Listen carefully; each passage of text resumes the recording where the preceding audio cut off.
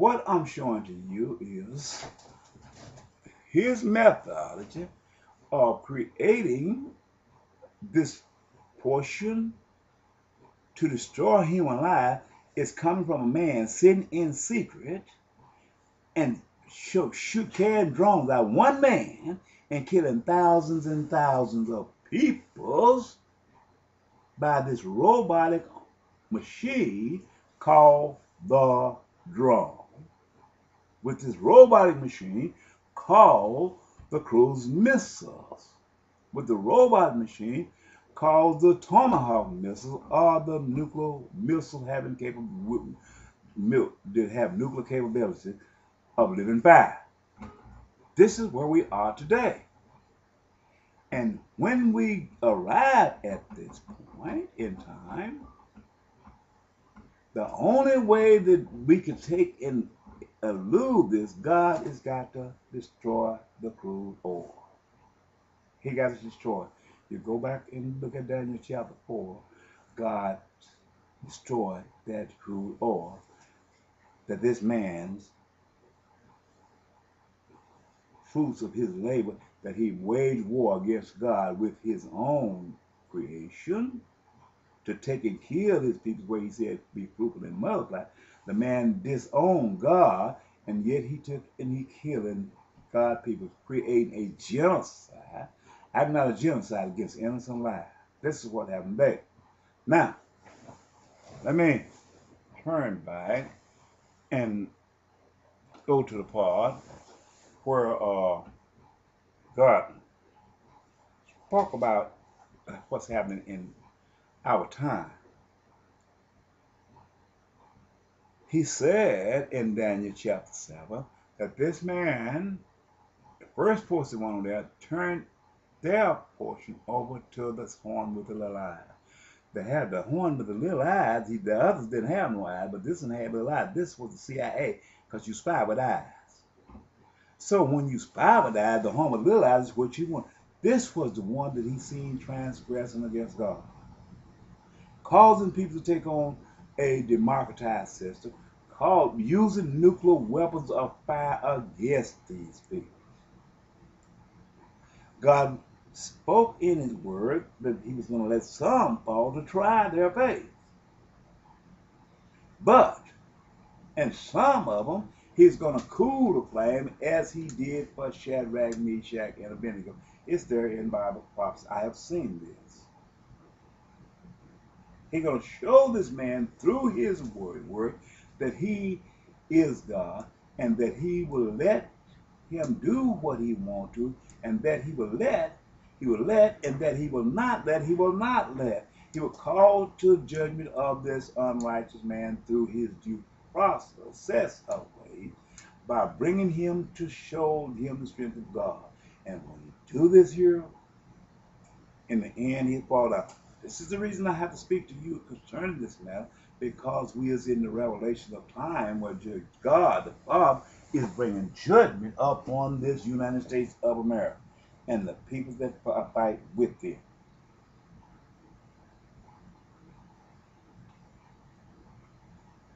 Now,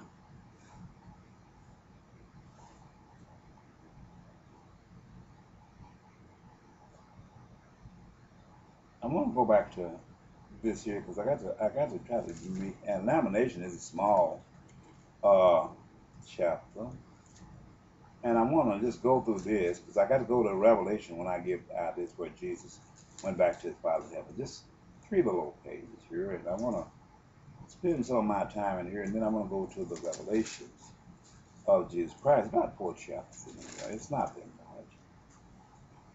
5. Her adversaries are the chiefs of the chiefs.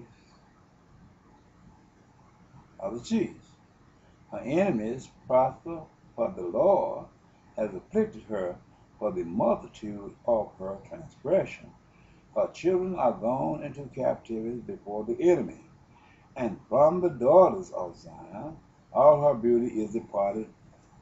Her princes are become like harts that find no pasture, and they are gone without strength before the purpose. pursuer. Jerusalem remembers in the days of her affliction and of her mysteries, all her pleasant things that she had in the days of old, when her peoples fell into the hands of the enemy, and none did help her. The adversary saw her and did mock at her Sabbath. Jerusalem has grievously sinned, therefore she is removed all that honor that her despise, all that honored her despise her, because they have seen her nakedness. Yes, she sighs and turneth backward.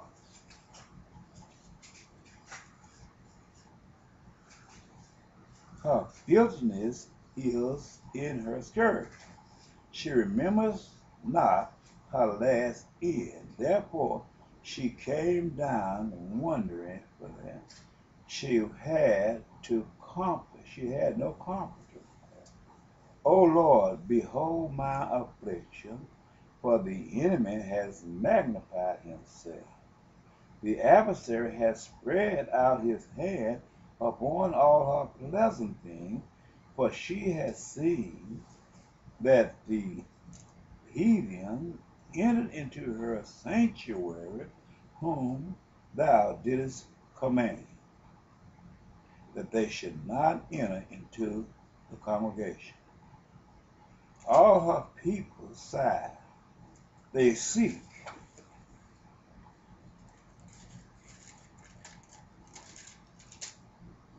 bread. They have given her pleasant things for me to relieve the soul.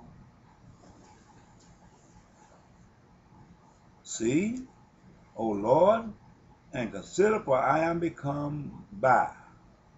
Is it nothing to you, and all you that passeth by? Behold and see if there be any sorrow like unto my sorrow, which is done unto me, wherewith the Lord has afflicted me in the days of his fierce anger.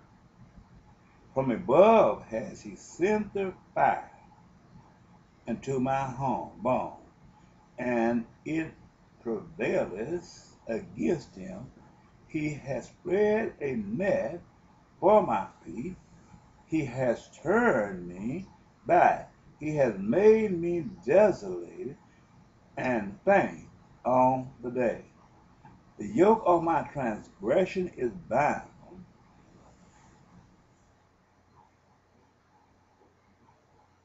By his hand they are resurrected and come upon my neck. He has made my strength to fail. The Lord has delivered me into the hands of whom I am not able to rise up. This is the United States of America and the nations of the Antichrist. In the United Nations, this is what he's talking about. The Lord has treaded under foot all my mighty men, and the midst of me he has called an assembly against me to crush my young men.